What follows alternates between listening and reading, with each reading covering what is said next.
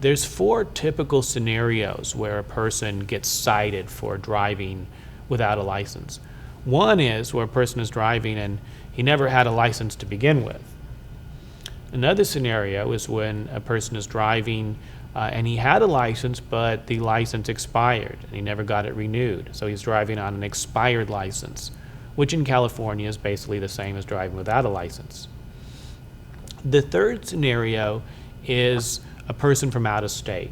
Oftentimes, someone moves to California from another state, let's say Texas, for example, and he has a valid Texas license, but he doesn't realize that once he becomes a resident of California, he's required by law to go to the DMV and get a California license.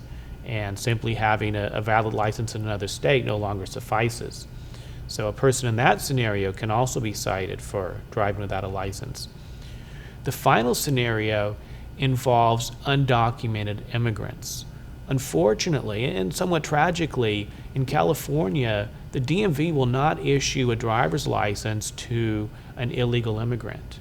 And of course, we have millions of undocumented immigrants in California alone, and many of these people work and have to get around, and so they do drive, and it's common for them to get cited. It's not that they're trying to break the law. They want to have a license. They want to do the right thing, but unfortunately, our state won't give them one. I'm attorney Neil Schaus.